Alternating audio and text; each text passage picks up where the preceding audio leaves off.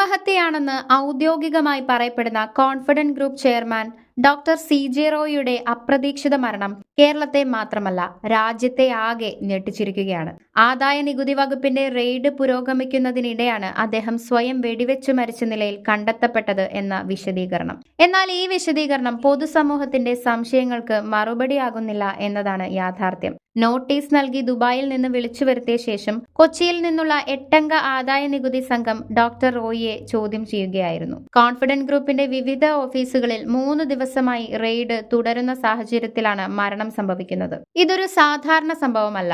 അതിനാൽ തന്നെ ആത്മഹത്യ എന്ന ഒരൊറ്റ വാക്കിൽ ഈ മരണത്തെ അടച്ചുപൂട്ടാനുള്ള ശ്രമം ഗുരുതരമായ സംശയങ്ങൾക്കാണ് വഴിവെക്കുന്നത്. ഡോക്ടർ റോയിയുടെ മരണത്തിന് ഉത്തരവാദികൾ ആദായ നികുതി വകുപ്പ് ഉദ്യോഗസ്ഥരാണെന്ന് സഹോദരൻ CJ ബാബു ആരോപിക്കുന്നു. ലീഗൽ അഡ്വൈസർ പ്രകാശിന്റെ വെളിപ്പെടുത്തൽ കൂടുതൽ ഗൗരവമേറിയതാണ്. ഓഫീസിൽ അദ്ദേഹത്തെ തടഞ്ഞുവെച്ചുവെന്നും കടുത്ത സമ്മർദ്ദം ചെലുത്തിയതിന്റെ ഫലമായാണ് ജീവനൊടുക്കിയതെന്നും അദ്ദേഹം വ്യക്തമാക്കുന്നു. ഈ ആരോപണങ്ങൾ ചെറുതായി കാണാനാകില്ല.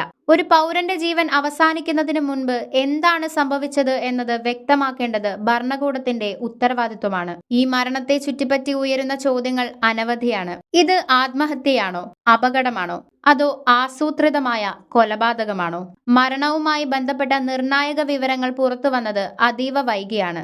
അന്വേഷണം കൈകാര്യം ചെയ്യുന്ന ദേശീയ ഏജൻസികളുടെ മൗനം ആശങ്കാജനകമാണ്. ഒരു വലിയ കോർപ്പറേറ്റ് തലവന്റെ മരണത്തിൽ പോലും ഇത്രയും അനാസ്ഥയും നിശബ്ദതയും എന്താണ് സൂചിപ്പിക്കുന്നത്? ഇതോടൊപ്പം കേന്ദ്ര സർക്കാരിന്റെയും BJP നേതൃത്വത്തിന്റെയും നിലപാട് അത്യന്തം സംശയാസ്പദമാണ്. ഇത്രയും ഗുരുതരമായ ഒരു സംഭവത്തിൽ സ്വീകരിക്കുന്ന മൗനം ഭരണകൂടത്തിന്റെ ഉത്തരവാദിത്വ ബോധത്തെ ചോദ്യം ചെയ്യുന്നു. അധികാര ദുരുപയോഗം, അന്വേഷണ ഏജൻസികളുടെ അമിത സമ്മർദ്ദം, രാഷ്ട്രീയ സ്വാധീനം ഇതെല്ലാം ഒരുമിച്ച് ചേർന്നതാണോ ഈ മരണത്തിന് പിന്നിൽ എന്ന സംശയം സ്വാഭാവികമായി ഉയരുന്നു. സത്യം പുറത്തു വരണമെങ്കിൽ രാഷ്ട്രീയ ഇടപെടലുകളിൽ നിന്ന് പൂർണ്ണമായും സ്വതന്ത്രവും സുതാര്യവുമായ ഒരു അന്വേഷണം അനിവാര്യമാണ്. അല്ലാത്തപക്ഷം ഇത് ആത്മഹത്യയാണോ, കൊലപാതകമാണോ എന്ന ചോദ്യം സമൂഹത്തിന്റെ മനസ്സിൽ തുടർച്ചയായി മുഴങ്ങിക്കൊണ്ടിരിക്കും. ഒരു മനുഷ്യന്റെ മരണത്തെക്കാൾ വലുതാണ് നീതിയോടുള്ള സമൂഹത്തിന്റെ വിശ്വാസം. ആ വിശ്വാസം തകരാൻ അനുവദിക്കരുത്.